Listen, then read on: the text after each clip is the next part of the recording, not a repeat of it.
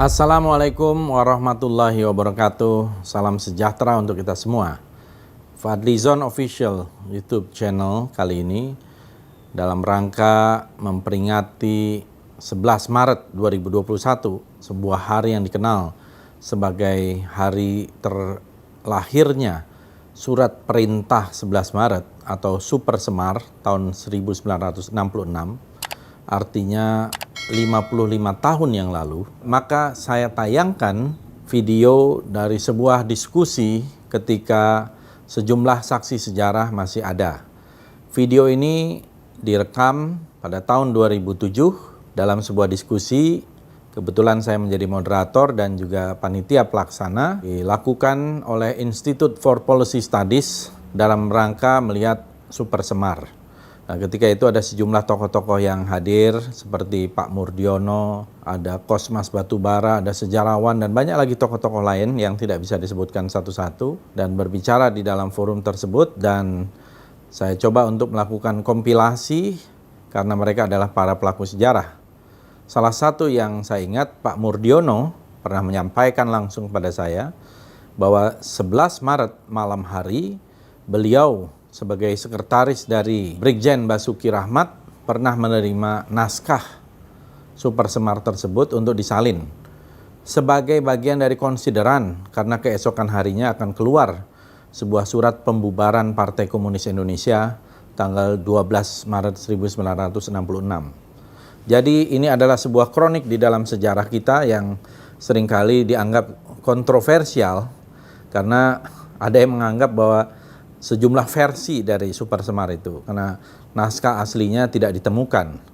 Tetapi saya sebagai sejarawan melihat tidak ada hal-hal yang mendasar perbedaan dari foto atau scan atau replika dari Super Semar itu yang substansial. Semuanya pada intinya adalah sebuah pemberian tugas kepada Maijen Soeharto yang ketika itu menjadi pimpinan Angkatan Darat untuk menjalankan tugas melakukan penertiban, keamanan dan mengembalikan situasi menjadi kondusif, ya, Kopkamtib gitu ya, Komando Keamanan dan Ketertiban, terjadi kondusivitas di dalam situasi karena pada masa itu banyak sekali protes, demonstrasi anti PKI pasca terjadinya pembunuhan terhadap 6 jenderal dan perwira dari TNI Angkatan Darat.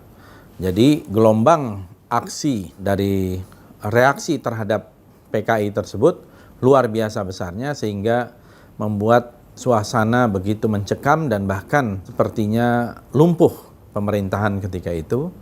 Dan untuk melakukan pengembalian keamanan dan ketertiban, stabilitas nasional, ditunjuklah oleh Presiden Soekarno Maijen Soeharto sebagai pelaksana tugas untuk melakukan itu. Dan ini juga diakui oleh Presiden Soekarno di dalam pidato 17 Agustus 66 bahwa Super Semar itu ada, dan Super Semar itu adalah seperti yang kita ketahui yang ada di dalam buku-buku sejarah. Jadi seolah ada kontroversi, sebetulnya tidak ada kontroversi yang substansial terkait naskah tersebut. Dan inilah cuplikan dari beberapa pendapat tokoh-tokoh di dalam seminar yang saya selenggarakan tahun 2007 lalu. Terima kasih, selamat menyaksikan. Wassalamualaikum warahmatullahi wabarakatuh. Assalamualaikum warahmatullahi wabarakatuh. Bapak-bapak, ibu-ibu, hadirin yang saya hormati. Pertama kali saya ucapkan terima kasih atas kehadiran di dalam seminar yang kami laksanakan pada tanggal 8 Maret 2007 ini dengan tema tentang duduk perkara Super Semar atau Surat Perintah 11 Maret 1966. Ini satu peristiwa sejarah 41 tahun yang lalu, hingga kini masih menjadi bahan pembicaraan. Dan kalau kita lihat di toko-toko buku, masih banyak juga buku-buku yang mempersoalkan, bahkan ada yang mengatakan kontroversi. Nah, pada kesempatan ini kita menginginkan Super Semar ini didudukkan secara apa adanya. Itu keinginan dari IPS ya, Institute for Policy Studies. Yang hadir ini bukan hanya pengamat, bukan hanya mereka yang tidak mengalami, tapi justru juga saksi-saksi sejarah. Terutama di sini ada Bapak Murdiono yang ketika itu juga menjadi orang yang dekat dengan peristiwa di sekitar Super Semar dan kelanjutan dari Super Semar itu. Dan beliau juga mendampingi Presiden Soeharto sekitar 32 tahun. Dan sebelah kiri saya Bapak Asfi Warman Adam. Kemudian di sebelah kiri saya yang paling ujung adalah Bapak Ridwan Saidi. Di sebelah kanan Pak Murdiono adalah Profesor Aminuddin Kasdi. Last but not least adalah Bapak Husni Tamrin. Kita mengetahui bahwa di tahun 65 itu ada satu peristiwa yang sering dikatakan sebagai kudeta Dewan Revolusi tanggal 1 Oktober tahun 65, dan dalam kudeta itu kemudian ada dinyatakan Kabinet Dwikora demisioner dan Dewan Revolusi menjadi sumber segala kekuasaan di Republik Indonesia. Kudeta itu kemudian gagal dan kemudian menimbulkan arus balik di dalam sejarah. Arus balik itu antara lain adalah gelombang aksi anti Partai Komunis Indonesia yang tersebar di seluruh Indonesia. Terbentuk kemudian kesatuan-kesatuan aksi, dan pada tanggal 10 Januari tahun 1966 ada satu demonstrasi besar-besaran seperti di tahun 98 itu kira-kira, saya belum lahir, yang memenuhi gedung DPR GR dan menuntut adanya tritura. Intinya yang pertama adalah satu permintaan massa ketika itu, terutama mahasiswa, pembubaran PKI. Kedua adalah pembubaran kabinet dari unsur-unsur G30 SPKI. Dan yang ketiga adalah penurunan harga. Singkat cerita, tanggal 11 Maret tahun 66, keluarlah surat perintah 11 Maret setelah 3 jenderal bertemu dengan Presiden Soekarno. Dan inilah yang akan menjadi pembahasan kita. Untuk mendudukkan persoalan, supaya ini kita tidak selalu terjadi kontroversi, dan supaya masalah-masalah dengan masa lalu itu bisa kita selesaikan, saya kira ada baiknya kita mendengarkan pertama adalah paparan dari Bapak Murdiono yang bisa menceritakan tentang seputar kesaksian dan peran Pak Murdiono sendiri pada saat di sekitar Super Semar itu. Saya persilakan Pak Mur. Kelihatannya saksi hidup sekitar Super Semar ini makin lama makin berkurang. Saya sendiri pasti berkurangnya masih lama gitu ya. Amin. Karena itu saya ingin menceritakan apa adanya, apa yang saya lihat, apa yang saya alami. Pertama, tentu saya mendengar dari 3 orang jenderal yang pada hari itu pergi ke Bogor. Sayangnya beliau bertiga telah almarhum. Jenderal Yusuf misalnya, beliau ini juga pendiam. Jenderal kedua adalah Jenderal Basuki Rahmat. Saya adalah sekretaris pribadi beliau dalam waktu yang cukup lama. Beliau juga sangat-sangat pendiam. Ringkasnya, pada 11 Maret itu ketika jenderal itu pergi ke Bogor. Sepulang dari Bogor, lahirlah yang kemudian kita kenal sebagai 11 Maret. Seingat saya, ketika jenderal ini beberapa kali bercerita kepada saya bahwa dalam suasana yang terpisah-pisah, mereka duduk di satu mobil. Hari hampir pasti telah malam. Amir Mahmud bercerita, di dalam mobil itu, atau beliau yang memegang SP 11 Maret yang ditandatangani oleh Bung Karno. Di dalam mobil itu beliau menggunakan flashlight membaca dokumen yang kemudian dikenal sebagai 11 Maret. Ada hal-hal atau ada diktum yang bisa digunakan oleh si penerima SP 11 Maret itu untuk menenangkan keadaan. Sesampainya di Jakarta, ketika jenderal itu melaporkan kepada Jenderal Soeharto, dan Jenderal Soeharto memutuskan kita bertemu saja di Kostrad. Mungkin sekitar jam 10-11 malam, Jenderal Sucipto kalau tidak salah menelpon Overste Sudarmono, siapkan konsep pembubaran PKI.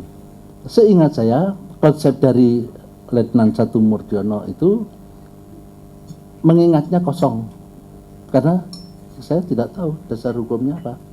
Dan Overste Sudarmono pun tidak tahu. Kok aneh kok tidak tahu? Tidak aneh, karena kita tidak lihat. Karena yang dinamakan belakangan Super Semar itu masih ada di Kostrad. Diktum pertama berbunyi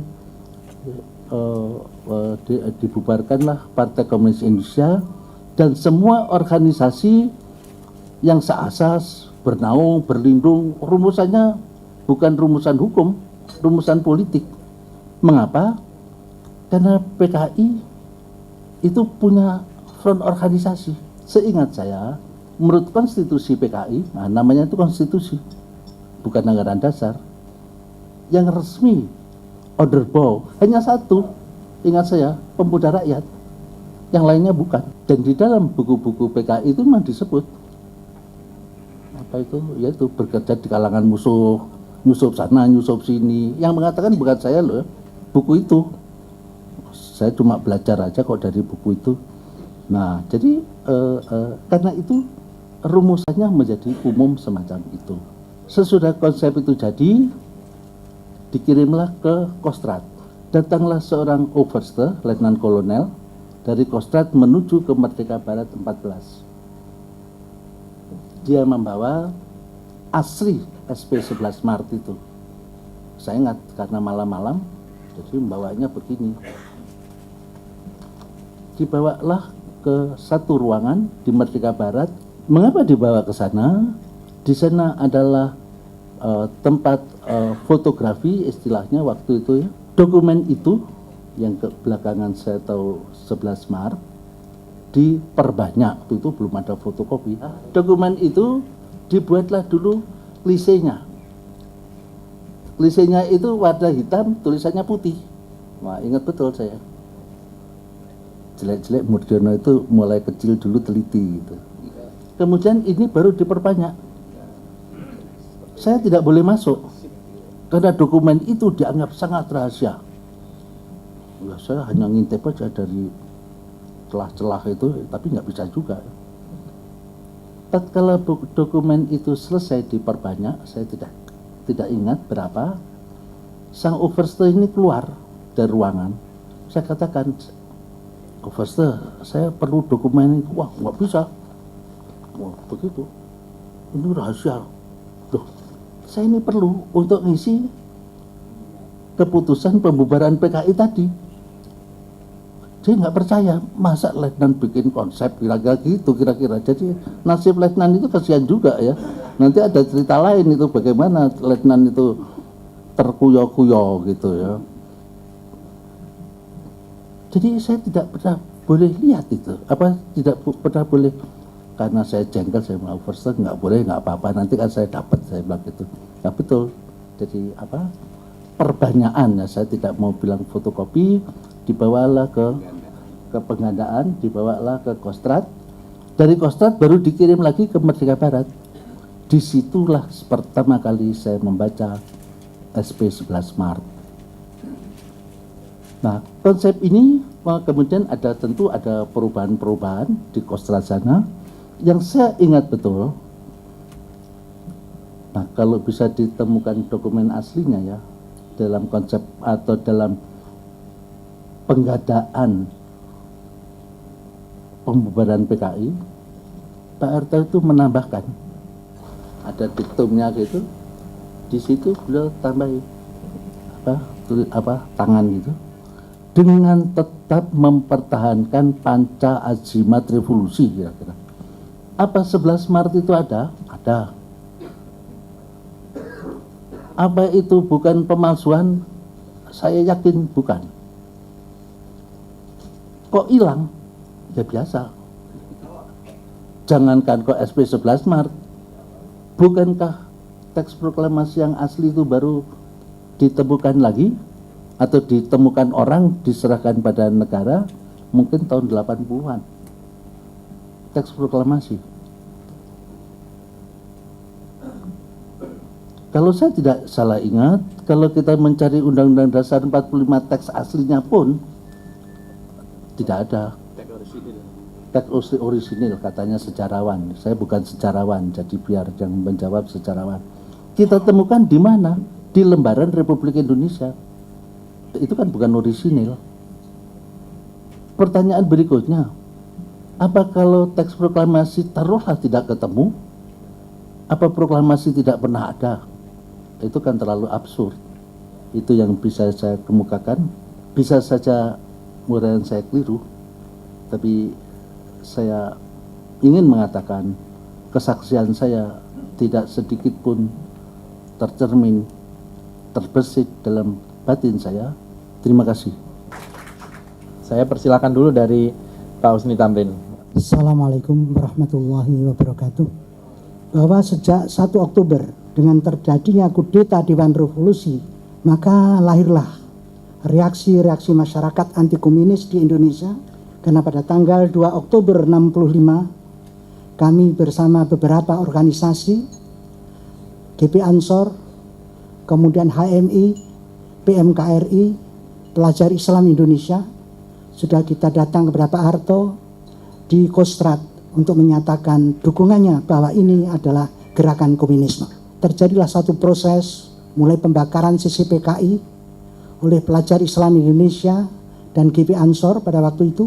Pada tanggal 7 Oktober 65 dianggap oleh daerah-daerah merupakan komando dalam rangka penumpasan G13 PKI atau Dewan Revolusi di daerah-daerah. Dari 10 Januari mulai timbul Tritura, kemudian 15 Januari kita mencoba mengepung Istana Bogor, kemudian terus menerus 22 Februari Kabinet Jawaban Bung Karno adalah membentuk Kabinet 100 Menteri.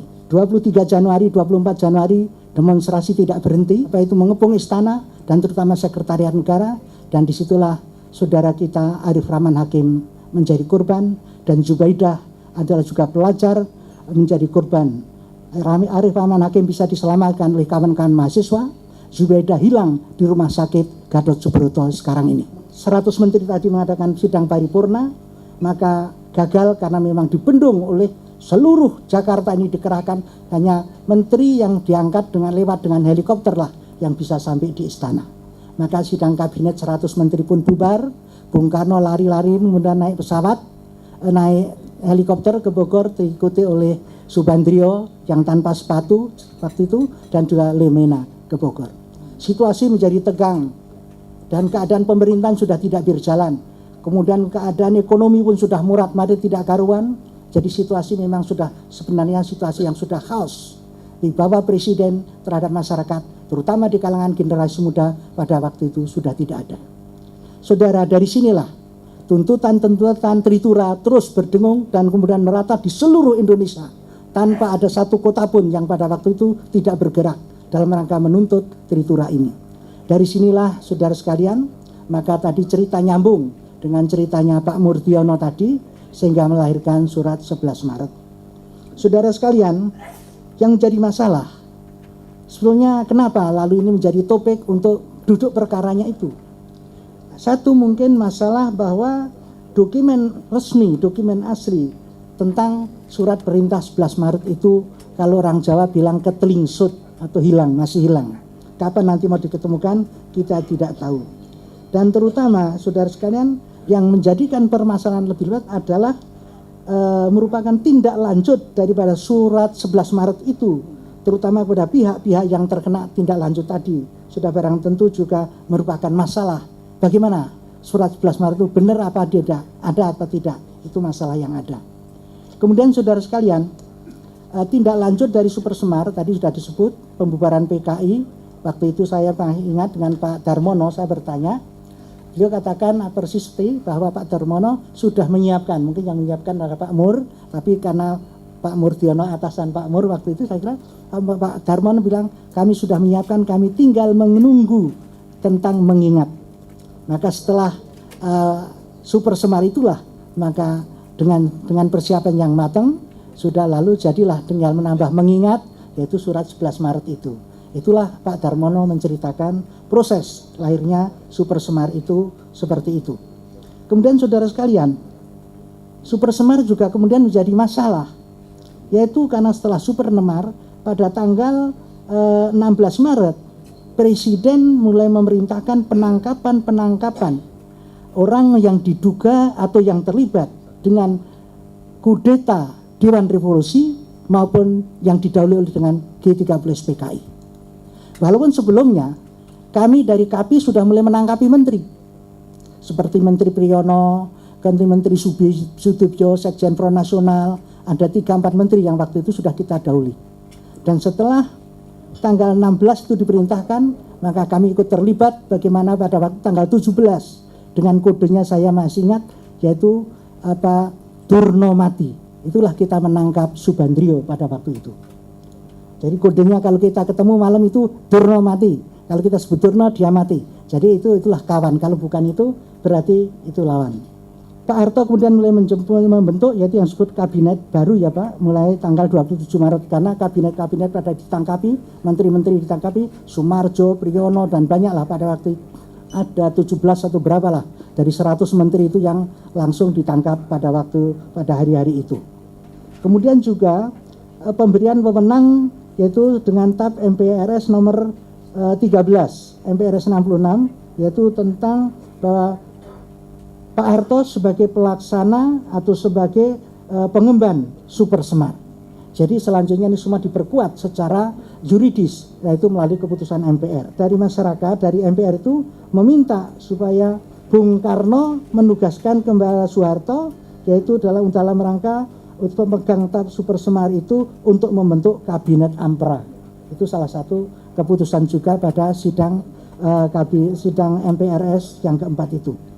Saudara sekalian, SP 11 Maret yang tadi telah diambil, yang telah dikemukakan oleh Pak Mur dengan jelas tadi, yaitu telah diambil over oleh MPRS.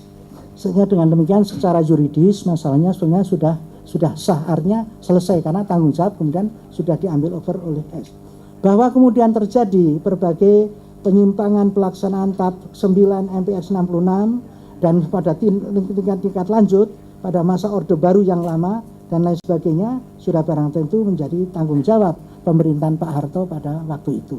Kira-kira gitu kalau terjadi satu proses penyimpangan atau segala macam, karena yang jadi korban daripada TAP 9 MPR tidak hanya orang-orang yang PKI, saya sendiri pun yang ikut aktivis menumpas PKI pun juga kena jadi korban daripada itu, daripada gerakan dari TAP itu. Jadi diulah karena ada lembaga-lembaga yang kemudian di luar daripada Undang-Undang Dasar 45, tetapi itulah yang kemudian berjalan selanjutnya. Termasuk kayak Pak Nas, termasuk yang lain, itu semua adalah juga korban-korban daripada TAP 9 MPRS tahun 66 ini. Saya kira itu secara singkat yang ingin kami sampaikan. Terima kasih. Selanjutnya saya akan persilahkan kepada sejarawan Bapak Aswi Warman Adam dan kemudian Pak Aminuddin Kasdi. Saya persilakan Pak. Saya senang sekali mendengar tuturan Pak Murdiono tadi. Beliau berbicara secara normal, bahkan secara cepat. Berbeda sekali waktu saya masih kecil ketika saya melihat di televisi. Beliau berpidato dengan sangat hati-hati sekali dan terkesan malah sangat lambat. Tapi beliau sudah kembali kepada Pak Murdiono yang sesungguhnya sekarang. Tahun 76 itu dibuat rekonstruksi. Dibuat rekonstruksi di Jalan Haji Agus Salim. Karena ingin digambarkan di situ bagaimana apakah pada waktu itu Jenderal Soeharto itu yang konon tanda petik sakit, bagi saya tanda petik itu, tapi mungkin Pak Murdiono punya pandangan lain ya, itu bisa memerintahkan 3 orang jenderal untuk ke Bogor. Apakah beliau berpakaian lengkap dengan jenderal bintang 3 atau bintang 4 pada waktu itu, bintang 3 dengan jenderal yang lain? Terjadi perdebatan pada waktu itu. Di dalam rekonstruksi itu masih ada Pak Yusuf, Basuki Rahmat sudah meninggal, masih ada Amir Mahmud dan Nugroho atau Susanto dan Sudarmono. Nah, kemudian diperdebatkan bagaimana, ini menurut cerita dari seniman yang membuat diorama itu, bagaimana menggambarkannya itu. Akhirnya setelah perdebatan yang panjang, diputuskan bahwa yang digambarkan itu adalah Soeharto dalam keadaan berbaring, pakai piyama gitu. Ini di dalam disertasi Kate McGregor di Australia. Menurut penuturan seniman itu, yang ingin digambarkan adalah bahwa Soeharto itu sangat pasif. Dia tidak ingin merebut kekuasaan. Kemudian kita berbicara tentang super semar yang asli dan yang saya tidak setuju dengan istilah palsu, karena di dalam buku ini dikatakan palsu. Tidak ada yang palsu saya kira, tapi ada yang tembusan pertama, kedua dan seterusnya yang itu yang beredar yang mungkin berbeda. Ada sebuah undang-undang yang dikeluarkan atau ditandatangani oleh Presiden Soeharto pada tahun 71, Undang-Undang Kearsipan. Kalau ada orang yang sampai sekarang masih menyimpan arsip itu yang asli itu, kalau ia masih hidup dan kalau barangnya itu masih ada, itu perlu diingatkan undang-undang itu. Undang-Undang Kearsipan tahun 71 yang memberikan sanksi pidana 10 tahun. Nah, analisis post factum ini yang mengatakan bahwa peralihan kekuasaan dari Presiden Soekarno kepada Soeharto itu merupakan kudeta merangkak. Ini agak kontroversial atau agak paradoksal. Kudeta itu biasanya sangat cepat dan merangkak itu jelas sesuatu yang berlawanan. Dan Subandrio saya kira orang yang paling lengkap memberikan analisis tentang kudeta merangkak. Dia mengatakan tahap yang pertama itu adalah Soeharto menyingkirkan saingannya, jenderal yang lebih senior, dengan terbunuhnya beberapa jenderal itu. Kemudian yang kedua dengan membubarkan PKI. Yang ketiga menangkap menteri-menteri yang loyal terhadap Bung Karno, termasuk ini Pak Ahadi yang ada di sini, satu dari 2 orang menteri yang masih hidup dari 15 yang ditangkap. Dan kemudian yang keempat tinggal selangkah lagi untuk mengambil kekuasaan. Ini analisis Subandrio, analisis yang saya katakan lagi post factum. Mengenai rangkaian perebutan kekuasaan itu, saya lebih cenderung untuk setuju dengan apa yang disampaikan oleh Bung Karno di dalam pidato Nawaksara. Penyebabnya itu adalah 3 hal, yang bertemunya 3 hal itu yang menyebabkan terjadinya gerakan 30 September itu. Terima kasih. Assalamualaikum warahmatullahi wabarakatuh. Terima kasih Pak Azmi. Saya bisa langsung serahkan waktu kepada Pak Aminuddin Kasdi. Saya persilakan Pak. Terima kasih. Bismillahirrahmanirrahim. Assalamualaikum warahmatullahi wabarakatuh. Salam sejahtera untuk kita semua. Agak susah ini kalau orang sejarah suruh bicara agak terbatas itu. Pada waktu awal kekuatan kita itu hanya 2, yaitu antara kekuatan komunis dengan non komunis. Tetapi setelah Januari ternyata dari berbagai investigasi Bung Karno tidak bisa lepas tangan, kemudian juga Bung Karno enggan untuk membubarkan, padahal di daerah itu sudah sangat keras. Apalagi waktu itu kami sebagai mahasiswa juga membaca, kemudian juga mendapat berbagai informasi tentang pembentukan fact finding pada akhir bulan Desember, kemudian bulan Januari, yang melaporkan berbagai keadaan di daerah. Memang waktu itu ya terus terang saja kalau dikatakan hanya Angkatan Darat yang menumpas PKI juga tidak, saya juga termasuk salah seorang penumpasnya. Setelah Januari itu konflik itu menjadi segitiga antara non PKI dengan PKI, kemudian dengan pendukung Soekarno. Apalagi waktu itu kemudian Pak Badrio mengistorikan pembentukan Barisan Soekarno. Konflik menjadi tajam, sehingga pada waktu ada tuntutan dari Tritura untuk membubarkan PKI itu, maka kita sangat apresiatif waktu itu. Tapi Bung Karno enggan. Ini yang menyebabkan kita itu jadi susah itu, jadi susah. Nah, tapi setelah adanya SP 11 Maret, maka kita jadi lega. Dan itu adalah waktu itu dengan membaca SP 11 Maret kemudian pembubaran PKI itu, bagi orang bisa itu begini. Itu ibaratnya Bung Karno nabok nyilih tangan gitu. Mabuk nyilih tangan. Jadi memukul tapi pinjam tangan orang lain. Dan itu dapat kita maklumi begitu. Nah, tapi secara hukum diskusi yang agak tinggi waktu itu setelah beberapa hari dari bulan Maret itu, sesungguhnya tindakan Pak Harto mengambil itu memang seperti buah simangalakama. Artinya apa? Artinya Pak Harto kalau tidak mengambil tindakan itu, maka masalah tidak akan terselesaikan. Tapi dengan mengambil tindakan tersebut boleh jadi Soeharto melanggar atau bertindak melebihi daripada wewenang yang telah diberikan, itu kita sadari. Tapi itu satu keharusan. Gak apa-apa, sebab masyarakat khususnya pemuda, pelajar dan sebagainya, kekuatan front Pancasila sudah bulat itu Pak. Kalau misalnya tadi ada kudeta merangkak, salah satu pemikirnya adalah Prof. Wertheim dari negeri Belanda. Mengapa Pak Harto dengan cepat bisa menguasai keadaan? Karena malam harinya itu ada rapat di Kostrad. Terus terang aja, pada tahun 2003 kami bersama-sama untuk menyusun sejarah 65. Dan kami waktu itu di Jakarta, saya juga sampai di Kostrad dan sebagainya, bahwa pada tanggal 30 setelah Soeharto itu pulang dari rumah sakit, tidak ada kegiatan rapat di Kostrad. Kalau ada yang memberitakan, sekarang saya membayar 2 juta Pak itu Pak. Saya sangat perlu itu. Karena saya juga selaku aktivis mahasiswa pada tanggal 16 Agustus atau 17 Agustus tahun 1946 itu mendengarkan pidato Bung Karno, dan Bung Karno menyatakan bahwa Super Semar itu ada.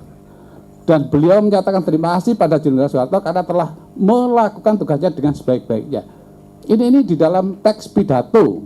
Dan itu kalau kita lihat, dulu itu pidato presiden mesti dimuat pada mass media sehari sesudahnya. Dan sudah saya cek, karena adanya waktu itu adalah angkatan bersenjata, pada harian angkatan bersenjata ada Pak itu. Nah ini jadi tidak hanya ainul yakin, tapi hakul yakin ada. Hanya persoalannya yang sekarang ialah bahwa Super Semar itu tidak tiba-tiba saja terjadi kun fayakun atau abah gedabra, tapi ada kausalitas. Salah satunya adalah aksi-aksi dari teman-teman dari KAPI di pusat, kami di pusat, kemudian KAPI dan seterusnya sehingga berbuah pada 11 Maret itu. Nah, persoalannya yang timbul sekarang ialah memang di masyarakat itu beredar kopi-kopi yang berbeda-beda Pak. Jadi ini saya ambil dari teksnya Pak Yusuf. Pak Yusuf mengakui ada 2 halaman. Ada 2 halaman. Kemudian pada 30 tahun Indonesia Merdeka itu ada 1 halaman. Ini 1 halaman ya. Nah, bagi yang cermat, ternyata yang 1 halaman itu juga berbeda. Apa perbedaannya? Yang satunya itu ketiknya 1 spasi, yang lainnya 1,5 spasi. Loh, nek di sekretari masa ya iso nyolot itu. Meskipun Pak Murdiono itu saya yakin dulu kecilnya bedik itu karena dari Malang itu. Maaf Pak ya. Ini orang-orang pernah di Malang ketemu orang Malang di Jakarta ini. Ya. Jadi nggak iso ketika ini melorot ini nggak mungkin kan. Ya. Yang kedua di bawahnya itu ada nggak tahu itu. Masa ya nek Jimmy gitu kalau di waktu itu. Ya salah satunya adalah pada kabar baris terakhir supaya melaporkan segala sesuatu yang bersangkut paut dalam tugas dan tanggung jawab seperti disebut di atasnya tanggung jawab. Nah, pada yang satunya ini supaya melaporkan segala sesuatu yang bersangkut paut dalam tugas tanggung jawabnya. Lho kayak enek manaknya lho kayak meteng kapan iki lho. Lho iki piye iki? Nah, ini kan satu persoalan. Nah, saya melihat lagi kejanggalan. Jadi kalau kita lihat ini adalah lambang Garuda. Kemudian ini kopnya kop Presiden Republik Indonesia, dekat Pak, dekat. Kemudian yang satunya lagi ini karena di fotokopi tidak kelihatan, ini agak jauh Pak. Masa ya nek lembute sing iso misret nih gitu kira-kira. Agak jauh gitu. Nah ini juga satu persoalan bagi yang jeli, ya. Tidak perlu harus melotot Pak. Kemudian berikutnya lagi yang dari Pak Yusuf, kop Presiden Republik Indonesia itu adalah dicetak Pak. Saya meneliti aksi Serbia itu, jangankan Presiden, PBNU aja tahun 1958 itu sudah punya kop. Pak Idam Khalid sebagai ketua NU itu, Idam Khalid ketua PBNU gitu. Masuk Presiden nggak duit kop itu, lempen nih. Ya. Nah, mengapa demikian?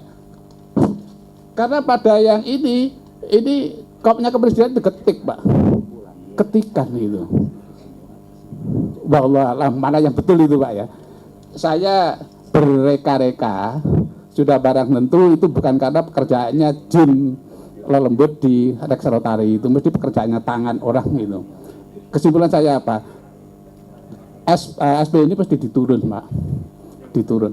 Hanya kalau diturun, ya apa oleh tanda tangan Bung Karno itu. Jadi ini tanda tangan Bung Karno. Tanda tangan juga ada perbedaan.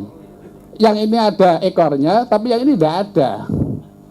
Apa karena tidak kelihatan gitu. Jadi ini satu persoalan sehingga bisa menjadikan perdebatan masalah ini. Tapi hakul yakin, menurut pidato Presiden yang berjudul jangan sekali-sekali meninggalkan sejarah atau jas merah pada 17 Agustus tahun 66 beliau menyatakan bahwa Super Semar ada, dan beliau menyatakan pada Jenderal Soeharto, terima kasih karena telah melaksanakan tugas dengan sebaik-baiknya. Ya. Jadi saya kira ini yang dapat saya sampaikan selaku orang daerah yang juga mencermati waktu itu apa-apa yang terjadi di pusat, karena memang saya hobi sejarah. Jadi berbeda dengan Pak Husni Tamrin sebagai pelaku saksi di pusat, Pak Murdiono di pusat, saya hanya orang daerah saja, Pak. Iya, Pak. Yang menyampaikan kira-kira waktu itu demikian. Terima kasih atas perhatiannya. Assalamualaikum warahmatullahi wabarakatuh. Waalaikumsalam. Terima kasih Pak Aminuddin Kasdi. Ini perspektif yang lain dari daerah ketika itu. Beliau sebagai pelaku dan juga sebagai sejarawan. Saya langsung persilakan kepada Pak Ridwan Saidi sebelum kita buka diskusi. Assalamualaikum warahmatullahi wabarakatuh. Istilah yang dipergunakan dulu sebelum G13 adalah Gestapu. Gestapu PKI. Itu istilah yang pertama. Maka pada tanggal 7 Oktober sebagai follow up dari tanggal 4 Oktober rapat umum di Taman Sunda Kalapa sebelum jadi masjid, itu waktu rapat yang pertama mengutuk gerakan Gestapu PKI itu Sunda Kelapa. Jadi kemudian baru 7 Oktober berdiri Kap Gestapu. Jadi pertama itu bukan G13, Komite Aksi Penggajangan Gestapu gitu. Kemudian kalau kita lihat utusan yang datang ke Bogor, maka sahih tanpa kita menyoal sablon mana yang benar, karena juga si penyoal tidak mempunyai kesimpulan, cuma menganalisa tanda tangan ini begini, tanda tangan itu begitu, kesimpulannya gak ada. Jadi kita lagi banyak kerjaan begini suruh bikin kesimpulan begituan, enggak ada. Jadi yang pertama adalah kita lihat 3 tokoh. Kita mulai dari Brigjen Amir Mahmud, adalah tokoh yang tidak bersimpati dengan gerakan 66. Nomor 2, Jenderal Maijen Muhammad Yusuf yang sebelumnya bernama Andi Yusuf adalah kesayangan Pak Karno, terutama setelah beliau sukses dalam operasi yang menggagalkan pembunuhan Pak Karno yang dikenal sebagai peristiwa Cendrawasih. Jadi 2 ini sebenarnya orang dekat. Yang tidak jelas orientasinya adalah Letjen Basuki Rahmat. Jadi apakah beliau poros dengan Letjen Soeharto dan Saskuat? Yang kita kenal adalah pemikir pembaharuan politik ketika itu. Jadi ini sahih. Yang berikutnya itu kita lihat dari segi tentara. Jadi kalau saya lihat dari segi bahasa, naskah Super Semar dalam sablon yang manapun juga itu bahasa Brigjen Sucipto SH, bukan Letnan Kolonel Sudarmono. Karena itu Pak Mur tidak mengerti, karena Pak Mur aksesnya adalah ke Pak Darmono, bukan kepada Brigjen Sucipto. Jadi ini memang peristiwa ini ada, betul nggak Pak? Nah sekarang saya ingin melihat, karena ini bukannya haul Super Semar, maka kita harus lihat perspektif kekiniannya. Harus kita lihat apa peristiwa Pak Karno menandatangani Super Semar itu dari tinjauan hukum tata negara. Super Semar dalam perspektif kekinian. Kacamata lupa. Dasar pembenaran sebuah tindakan revolusioner pada instansi terakhir terletak pada Rechbewusstsein, kesadaran hukum rakyat, menurut Profesor Mr. Djoko Sutono. Tindakan Presiden Soekarno tanggal 11 Maret 66 menandatangani surat perintah kepada Jenderal Soeharto untuk mengambil tindakan yang diperlukan dalam rangka memulihkan keamanan lebih berdasarkan Rechbewusstsein meski rechtvaardiging dasar pemenahan hukumnya pasti, yaitu menyelamatkan NKRI seperti kandungan proklamasi sebagai meta yuristik. Sampai dengan bulan Desember 65 saja, Presiden Soekarno masih leluasa menerima tamu-tamu, antara lain peserta Mukernas HMI. Ratusan peserta Mukernas HMI temu ramah dengan Bung Karno di Istana Bogor pada tanggal 18 Desember tahun 65. Sebelumnya rombongan PB HMI diterima Presiden Soekarno di Istana Negara. Pada saat-saat ini, sebelum pada akhirnya Presiden Soekarno dipindahkan ke Bogor, serambi belakang istana menurut mantan Ketua PWI Mahbub Junaidi kepada penulis, masih diramaikan tamu-tamu yang minum kopi pagi bersama Bung Karno. Pada suatu pagi datanglah BM Diah menyampaikan kejengkelannya karena koran Merdeka diberedel. Bung Karno tidak bereaksi. Dia mengulang-ulang ceritanya yang memprovokasi kejengkelan Bung Karno. Akhirnya Bung Karno berkata, "Hei Diah, kenapa kamu tidak naik ke atas genteng dan berteriak?" Bung Karno mengangkat kedua telapak tangannya lalu didekatkan ke mulutnya menundukkan megafon. "Merdeka diberedel! Merdeka diberedel!" Pada saat itu sebenarnya Presiden Soekarno sesungguhnya sudah merasa dirinya tidak lagi sepenuhnya berkuasa. Meskipun pada saat bersamaan terbit pernyataan Desember 65 ABRI yang ditandatangani Jenderal Panggabean yang menyatakan setia dan berdiri teguh di belakang Presiden pemimpin besar Revolusi Insinyur Soekarno. Pada sisi lain, Bung Karno pun paham belaka bahwa dirinya mempunyai pendukung di pelbagai kalangan. Coretan tembok di Jakarta pada waktu itu berbunyi antara lain, "Hitam kata Bung Karno, hitam kataku. Pejah gesang endarek Bung Karno." Ketika pada tanggal 11 Maret 66, 3 orang perwira tinggi ABRI, M. Yusuf, Amir Mahmud, Basuki Rahmat datang menemui Bung Karno di Istana Bogor, maka ketiga perwira tinggi itu tidak mengalami kesulitan karena tidak perlu meyakinkan Bung Karno untuk menandatangani Supersmart. Sifat kopeh Bung Karno berubah menjadi realistik. Meskipun Bung Karno tidak dapat diubah pendiriannya yang tak mau membubarkan PKI, tetapi Bung Karno cukup realistik bahwa sebagian masyarakat tidak sejalan dengan pendiriannya. Dan jika Bung Karno kopeh, berarti pertumpahan darah terjadi, sesuatu yang tidak pernah diinginkan. Maka Bung Karno memilih tindakan penyelamatan negara, soft touch data. Wassalamualaikum warahmatullahi wabarakatuh. Apa yang telah diungkapkan tadi oleh Pak Murdiono, oleh Pak Husni Tamrin, Pak Asfi Warman Adam, Pak Aminuddin Kasdi, dan yang sangat gegap gempita adalah Pak Ridwan Saidi. Apa yang telah diungkapkan tadi terutama dari kesaksian Pak Murdiono, saya kira ikut memperjelas duduk persoalan yang terjadi dengan Supersemar. Tujuan dari seminar ini kita memang bukan ingin mencari masalah baru, bukan ingin mengungkap masalah-masalah yang lama, tetapi ingin mendudukkan masalah seperti apa adanya.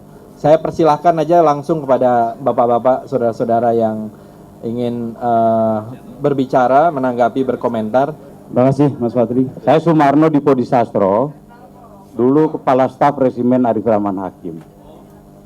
Yang saya ingin tegaskan itu adalah bahwa jadi setelah ini yang harus kita lakukan adalah menghabisi paham komunis di Republik Indonesia ini dengan koridor yang disepakati. Kalau mereka mengatakan bahwa itu adalah demokrasi, silahkan. Dengan HAM silahkan. Tetapi kalau PKI mau dideklarasikan hidup kembali, itu yang harus kita bantai. Terima kasih. Saya itu kebetulan anggota Kabinet Dwikora. Nama saya Muhammad Ahadi. Jadi SP11 dilimpahkan Pak Harto itu taktis, memang ini problem Angkatan Darat harus disatukan. Ahadi ini dulu Menteri Transmigrasi dan Koperasi ya, Kabinet Dwikora. Namanya siapa Pak? Iflan. Bahwa Supersemar ini saya yakin memang benar pernah ada. Barang itu sekarang sudah ada di tangan Pak Harto. Konseptor untuk Supersemar. Bukan, tapi yang mengarsipkannya ya. Mungkin. Ya, tapi yang memegang asli itu adalah Pak Cipto. Yang memegang aslinya. Supersemar itu. Waktu dicetak, aslinya dipegang oleh Pak Cipto. Pak Cipto ini ketika meninggal, anaknya buka arsipnya, ketahuan, oh ini aslinya, dia bingung mau kemana, mau dikemanakan ini. Setelah itu didekati oleh Sugiono, diserahkan oleh Sugiono serahkan kepada Pak Harto tahun 97. Oke. Mudah-mudahan informasi saya ini bisa menjelaskan duduk perkara Super Semar. Terima kasih. Terima kasih. Persilakan Pak Wahyudi ya. Nama saya Yusuf Wahyudi, bekas aktivis Front Pancasila di Semarang, Jawa Tengah. Pada waktu itu seandainya tidak ada Supersmart di sini, di daerah Pak ya. Saya lahir di Solo dan besar di Solo juga. Pada waktu pemuda saya di Semarang, sehingga tahu persis bagaimana hampir tiap hari, tiap malam itu antar kampung dan antar kelompok, baik itu NASA dan KOM di sini, itu terjadi bantai membantai. Hampir tiap malam. Dan itu tidak pernah diekspos. Jawa Timur, Jawa Tengah. Terus yang kedua di sini, tolong dicatat Pak, dalam sejarah nanti tolong diformulasikan. Kalau tidak ada Super Semar Pak, kami itu waktu itu mahasiswa kelas 1 ya di Ponorogo ya. Itu 6 bulan itu tidak pernah belajar. Tiap hari itu kita di jalan terus di Pak. Di jalan nggak karu-karuan, bakar di sini pukul-pukulan antara teman, antara saudara.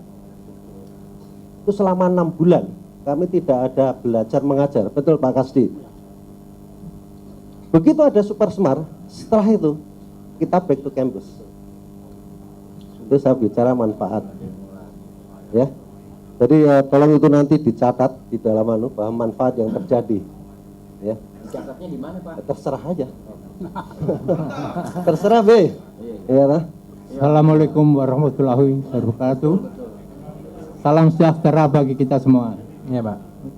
Saya sebetulnya ingin Namanya tadi Pak? Sugianto. Saya mantan Opsus Kostrad. Waduh. Saya sebetulnya ingin menanyakan Super Semar yang dibicarakan itu yang mana? Ya, karena ada 1 lembar, ada 2 lembar. Saya akan ceritakan pada waktu sore hari Super Semar datang yang dibawa Pak Yusuf, Pak Amir Mahmud, sama Pak Basuki Rahmat. Basuki Rahmat.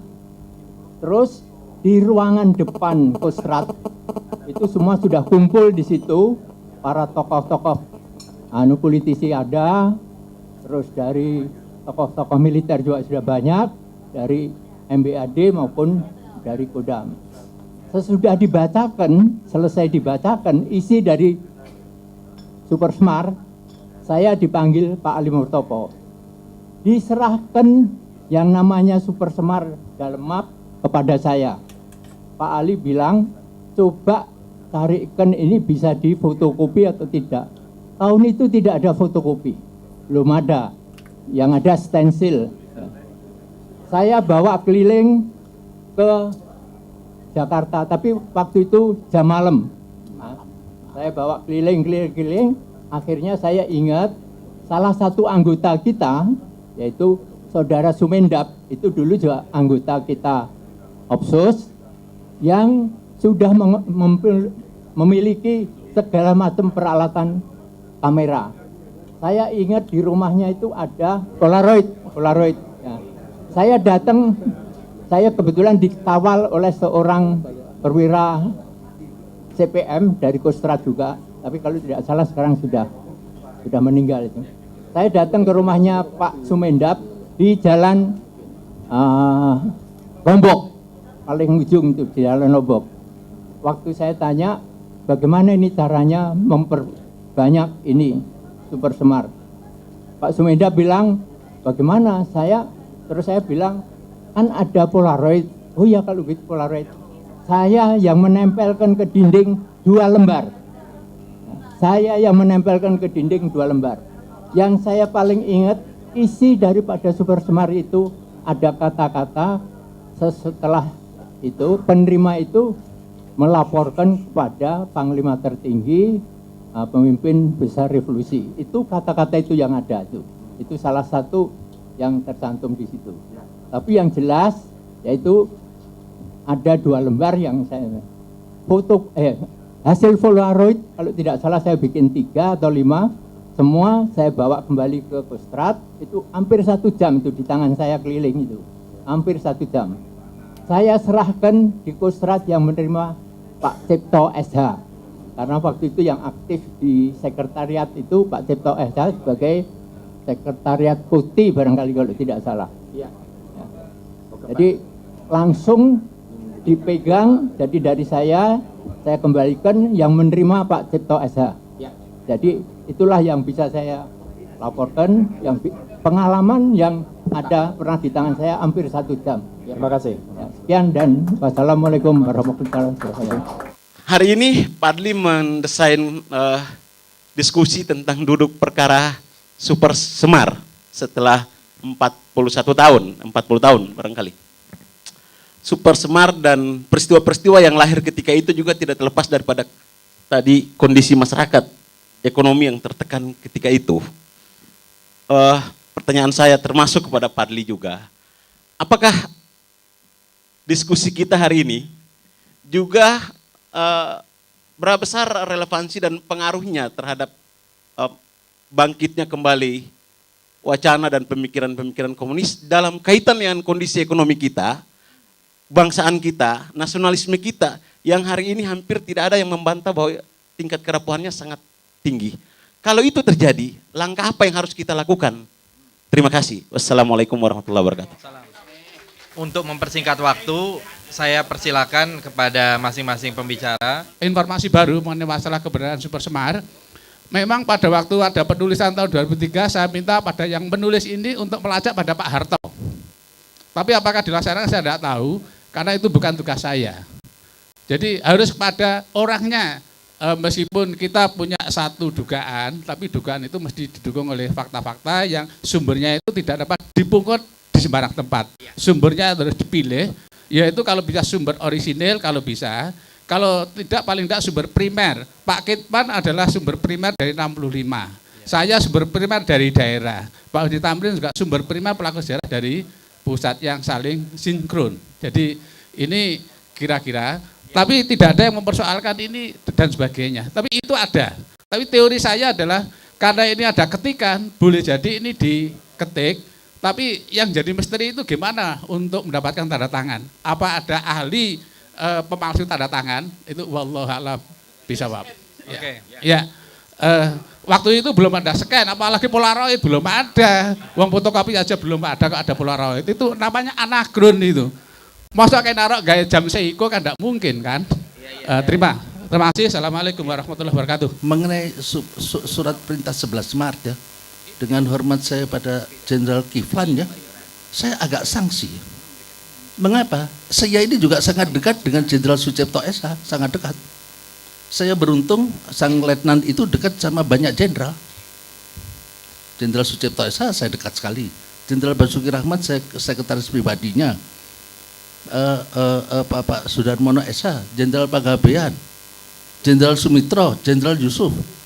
Sang letnan ini beruntung karena dia berada dekat dengan jenderal-jenderal yang mempunyai pandangan-pandangan yang intelektual ya, sehingga saya punya kesempatan untuk mengungkapkan pandangan saya dengan bebas tanpa ada tekanan. Saya kira itu saudara moderator. Terima kasih.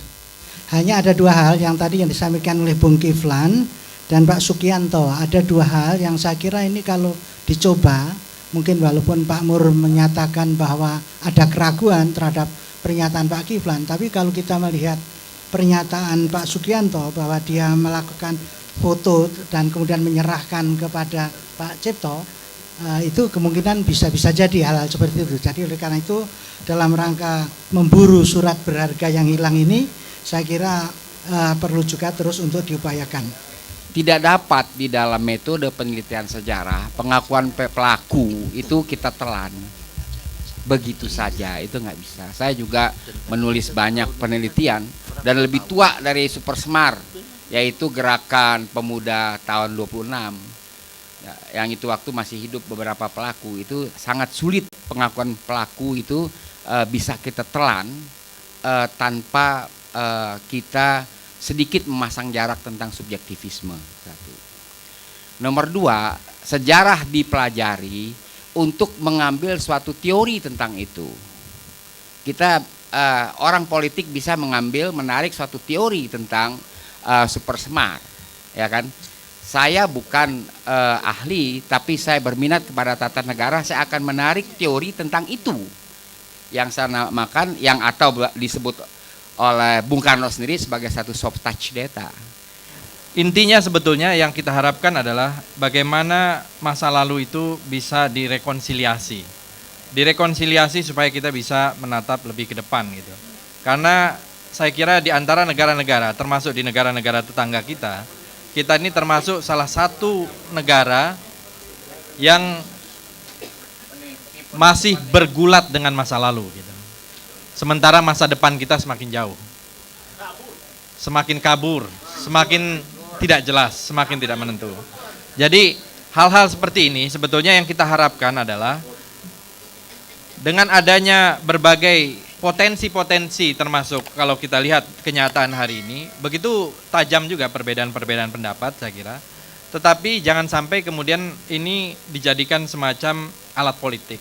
Yang kita tidak harapkan adalah ada sejarah yang berusaha untuk dibelokkan atau dihapus jejak sejarahnya, kemudian ini dijadikan alasan untuk kembali atau dijadikan alasan untuk kemudian membalas dendam, atau dijadikan juga alasan untuk mendapatkan atau menciptakan nanti konflik-konflik baru melalui misalnya kompensasi dan lain-lain.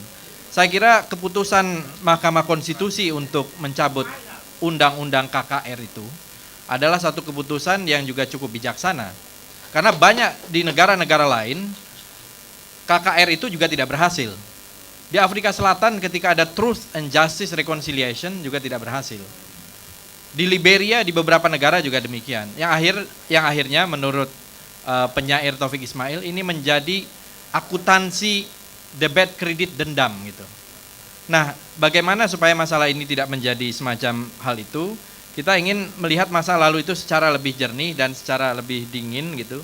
Sehingga kalau ada upaya-upaya untuk menjadikan itu legitimasi untuk kembali melakukan satu gerakan-gerakan politik atau gerakan-gerakan dalam berbagai bentuk yang intinya mengarah kepada hal itu, saya kira ini hanya akan menimbulkan satu konflik baru di masyarakat.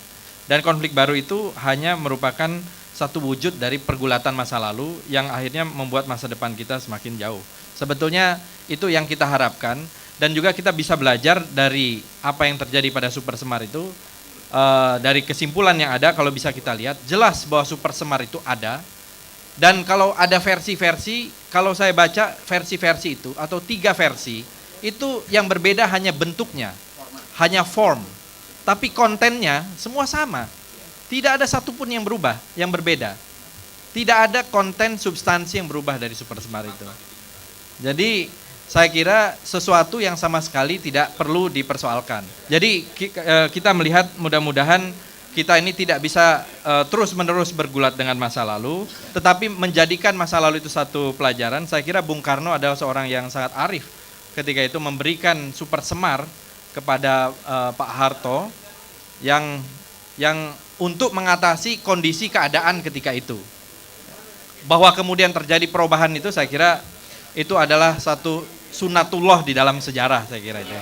Selama untuk kepentingan bangsa, kepentingan nasional, saya kira apapun pasti akan bermanfaat untuk kepentingan rakyat pada umumnya. Terima kasih. Assalamualaikum warahmatullahi wabarakatuh. Selamat sore.